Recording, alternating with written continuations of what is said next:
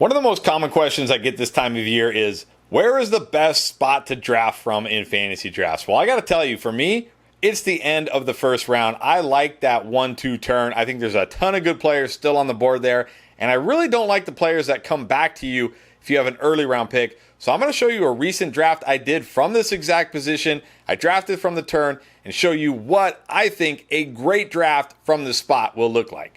If you can't wait to start drafting fantasy football teams, you don't have to. Underdog Fantasy has drafts with entry fees as low as $4 and prize pools up to $15 million. And of course, their flagship Best Ball Mania 5, where someone will win over $1 million. Plus, if you sign up and use promo code ENDGAME, you'll get a special pick that you can use to potentially win 325 times your entry. And you're going to get up to $250 in bonus cash. Don't wait. Go join Underdog Fantasy now and use promo code ENDGAME to get your special pick and cash. Now, I did this draft on Underdog Fantasy. If you don't know what Underdog Fantasy is, it's a site where you just draft. It's called Best Ball. You draft a team of 18 players, and every week the computer sets your best lineup. It's a tournament. I won't go into all the details, but it's a ton of fun.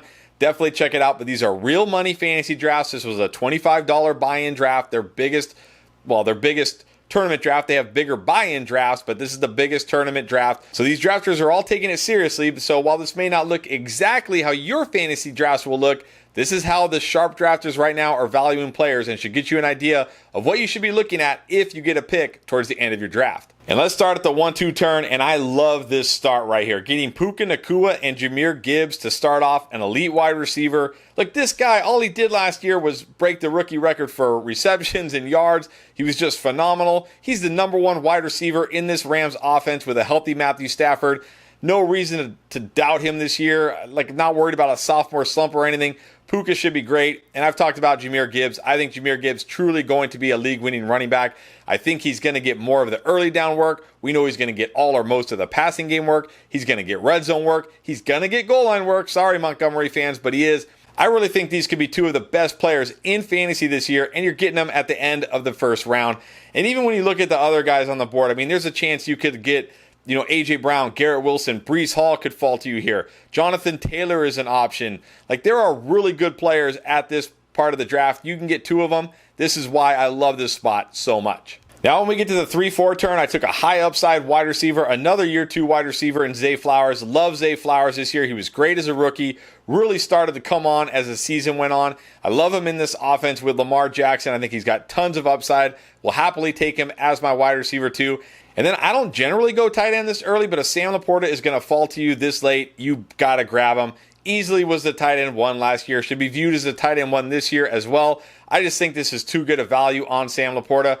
But again, when you look at it here, there are many other players I would have liked here if Sam Laporta wasn't available. Michael Pittman, love him this year in fantasy. Tank Dell, tons of upside. Amari Cooper, George Pickens also has tons of upside. So if you don't get Sam Laporta here, you could grab 2 of these wide receivers and still be feeling very good about your team at this point. Now, when we get to the 5-6 turn, I'm taking some values here. Chris Godwin, I've talked about him multiple times this offseason, talked about how I think he's going to rebound to more what we saw a few years ago back in like 2019, 2020 when he was one of the best wide receivers because he's going to play in the slot significantly more. He's going to be great. This guy had 131 targets last year. You give him 131 targets in the slot, he's going to smash. Love Godwin. Also love the value on James Cook here, getting the Bills RB1 in round 6. I don't understand why James Cook isn't getting more hype, why he's falling in drafts. I understand, like, okay, Josh Allen might vulture some touchdowns, and, it's not the offense that leans so heavily on the running game. But we saw in the second half last year when new OC Joe Brady took over, it was a more run-heavy offense. I don't think that's going to change. I don't think them drafting Keon Coleman turns them back into a 70% passing attack. I think James Cook in the 6th round is tremendous value.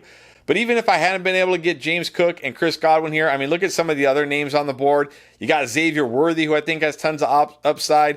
Deontay Johnson didn't go too far after here, who I love. Or you could even look at quarterbacks. If you're going to go elite early quarterback, I mean, Mahomes, Anthony Richardson, CJ Stroud, all still on the board here. You just have so much flexibility when you're drafting at the turn here. Have I said it yet? I really love this spot in 2024. Now going down to round 7-8, I finally grabbed my QB here with Kyler Murray, one of the most undervalued QBs in fantasy this year. This guy has top 5 upside when healthy. In fact, Every year except last year when he wasn't healthy and his rookie year when he was a rookie, he's finished as a top 5 QB in points per game. He gives you tremendous rushing upside, 800 plus rushing yards, the potential for 8 plus rushing touchdowns to go with that passing ability, and he just landed Marvin Harrison Jr.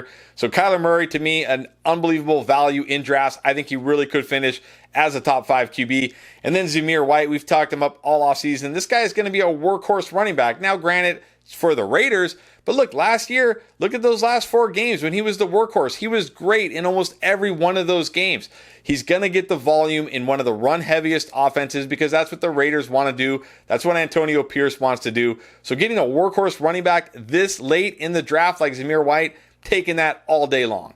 Do you want to win your fantasy league but don't have time to do all the research? Are you tired of drafting mediocre teams and then having to constantly hope you hit it big on the waiver wire just to compete? Do you wish you could have a fantasy expert like Pierre or myself with you while you draft? Well, now you can. With our app Draft Lane and our live draft pilot, we will guide you through every pick of your draft and tell you exactly which players we would pick if we were on the clock. Our proprietary algorithm will take into account your league settings, scoring, and roster requirements to identify the best picks every time you are on the clock to ensure you have a winning team from week 1. It's the closest thing you can get to having us there drafting with you. Get the biggest edge in fantasy football. Just go to your app store and search for Draft Lane and download it today and get ready to dominate your draft. Now when we get to the later rounds here, rounds 9 and 10, I am just looking for upside. I talked about it in our recent video, the all upside, no risk team. Just give me all the upside. And of course, Rashid Shaheed. Love Rashid Shaheed this year.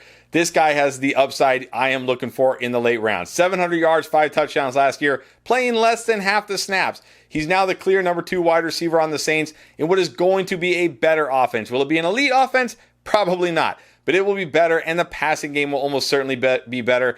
And then I went with Tyler Lockett. I don't love Tyler Lockett this year. Really, I just felt like he was a value here. I gambled on him. I'm probably not going to draft a lot of Tyler Lockett. Looking at the board, I'd probably prefer guys like Adonai Mitchell, Brandon Cooks, or maybe even running backs like Javonte Williams, Gus Edwards, Devin Singletary, but I haven't drafted a lot of Tyler Lockett this year. I think he'll still have some big games in him at some point, so I went ahead and took the plunge with Tyler Lockett.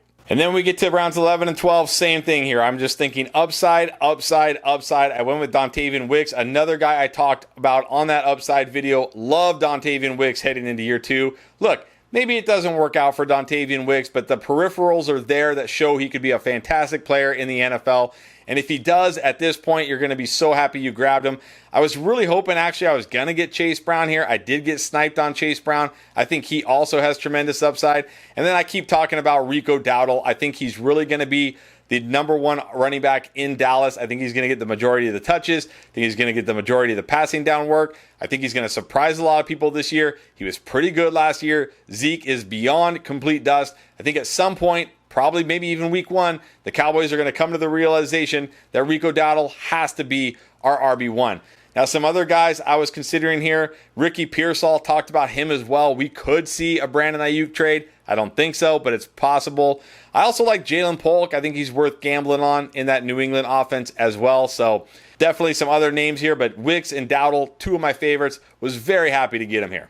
Now, after this, I don't really feel like I need to go over my picks. I took a second tight end, a second QB, stuff you got to do for best ball that's a little bit different than your redraft leagues. But I think there are a ton of players still on the board here that have tremendous upside. I talked about quite a few of them in one of my recent videos. I already mentioned it a little bit. It's a video. These players are all upside, no risk, late round players with tons and tons of upside, very little downside. You can find out who they are in this video right here.